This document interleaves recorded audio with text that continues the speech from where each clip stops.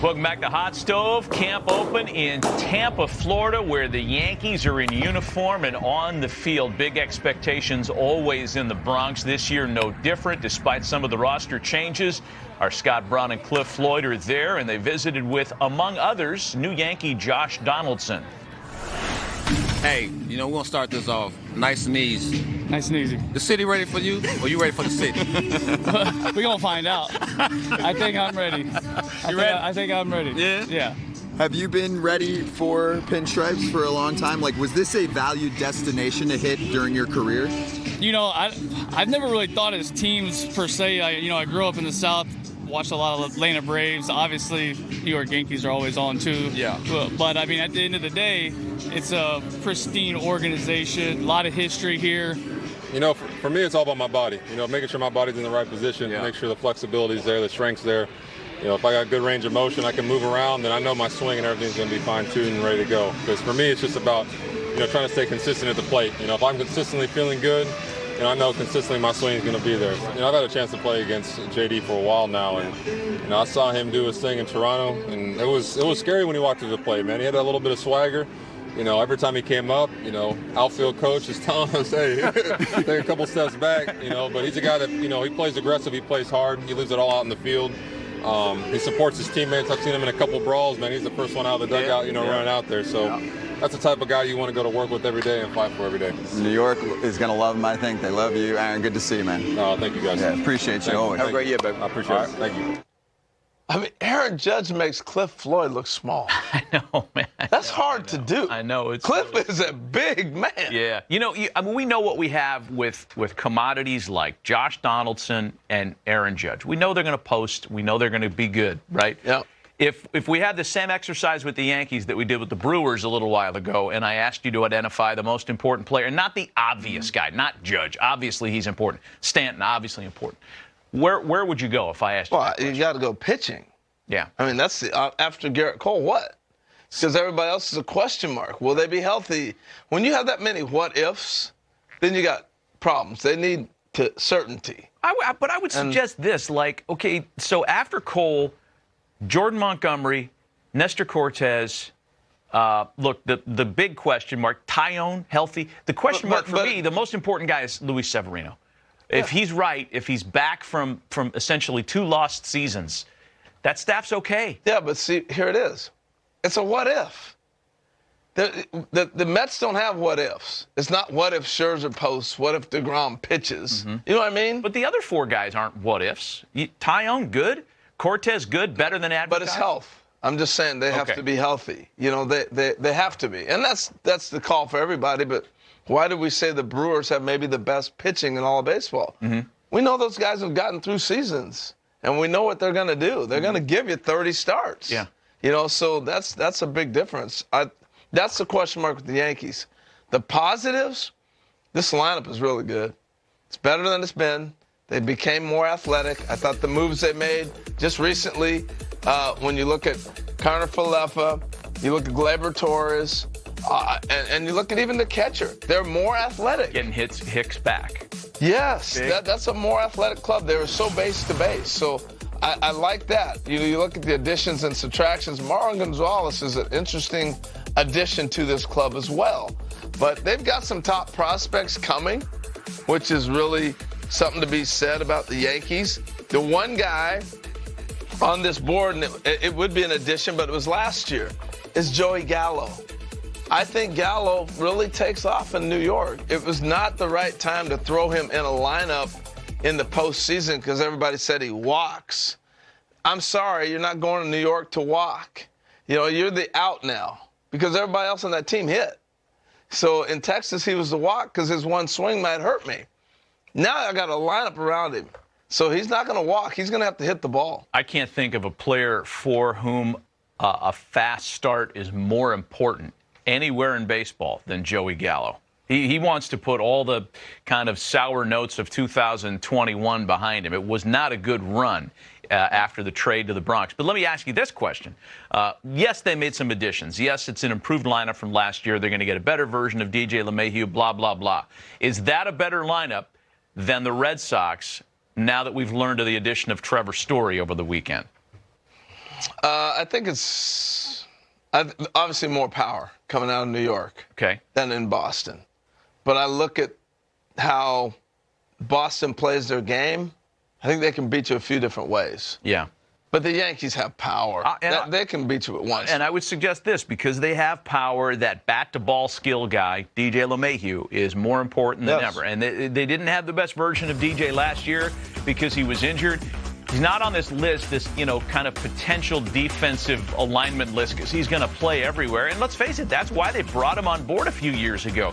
Turns out that he settled in at positions because of injuries, and that might happen again this year. If Gleyber Torres stumbles, if it doesn't, if it starts the way it ended last year, maybe it's LeMahieu playing second base every day, and Torres is the super utility guy. In other words, there's some flexibility here. There's flexibility, and Gleyber Torres could be moved. Now that you have that situation, he is to me, the guy that can be moved for pitching, because DJ LeMahieu can play a high-caliber second base. And Gleyber Torres has the ability, that's an attraction. He's young. They got years of control still. He's the guy that can move for pitching.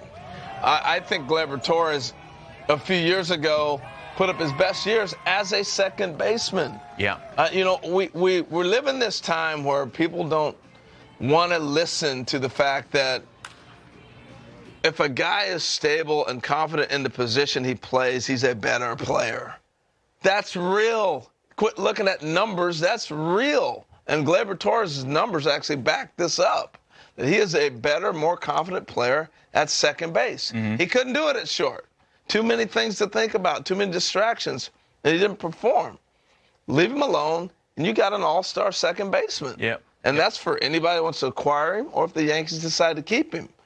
The LeMahieu thing is going to be interesting because they got to get him at bats. Boy, the AL East is going to be fascinating this year, because you could argue a case for the Red Sox, the Yankees, the Blue Jays, the Rays, all four of those teams to be the class of the division. It's going to be fun to watch. Let's take a break. When we come back, Keith has some trivia. There are guys that have moved around a lot in their careers. All good choices. I've heard of one of those shows. They're all streaming. Stop with that. The It Office. just tells you the generation we're in. They're not watching those on TV. Nope. They're not watching Hogan's Heroes reruns on MeTV like I am. No one else is. Can I guess your favorite American Idol for you, H? Oh, Yes? yeah. Love American Idol. And Housewives, Maddie, or Vanderpump Rules for you? Yep.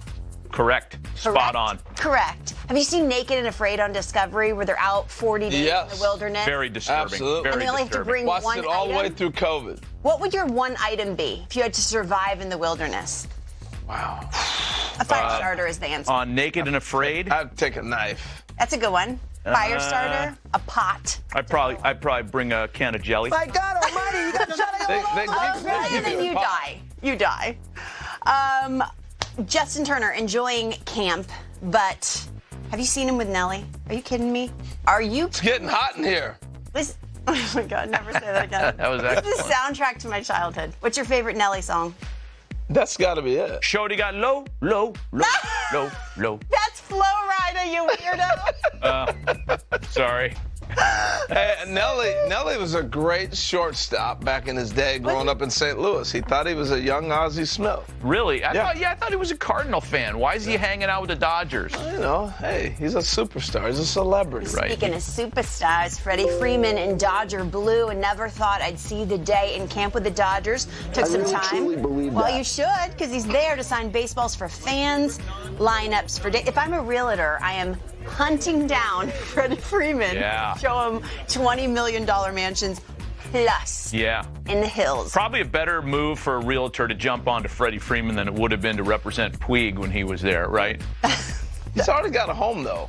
California. Who? Freddie? Yeah, that's right. Yeah, but he probably wants to upgrade. He might want to buy like a converted library. It wasn't like he came from the poorhouse and just signed a big deal. Freddie's been making money for a few years. I know, but it's going to be his main residence. He's got to have the infinity pool overlooking a canyon. You know what I mean? He's making $20 million a year. So am I. So are you. You guys. It's safe to say, gentlemen, that Blooper, his old mascot, completely in shambles without him. You see this? Atlanta Hawks game. Blooper. He's all a trampoline. That's Nowhere excellent. close. You know those things poop No, constantly. they at least don't, took a but big these poop off the do. trampoline. They don't poop. You know what's funny about those things? Let's watch the dog here dunk. Dunk, dunk, dunk. Blooper could learn a few things. It's a cute dog. Yay! Nailed it. Like You know who Paris Hilton's didn't? dog. You know who didn't? Our very own. It's an oldie but a good. Oh, yes. Yes. I'm riding hard pine right Hard pine there. It's a turnaround J. Form looked pretty good. I didn't know Amsinger shot left-handed. Notice the no-look pass from Nick Steger, though. That's Jansen's guy right there. This is a show of inside jokes. How do you feel about gender reveals? Having a baby, pink or blue? I like them. That's cool. I think they're funny. I could have never held on that long. What do I you needed to know. right away? Yeah. Maddie? I believe that about you, by the way. There's no way he could have done it. I like them. I like gender reveals. So does Hunter Dozier. Congratulations to him. He and his family throwing a gender reveal. Whoop. Wow. Oh, it's a little sister. Some people take those things very extreme, helicopters flying in, right? But per usual, D-Row has something to His son say didn't have any idea what he just did. about gender Roll reveals. it, Coyote! My other pet peeve, besides doing this, Yes.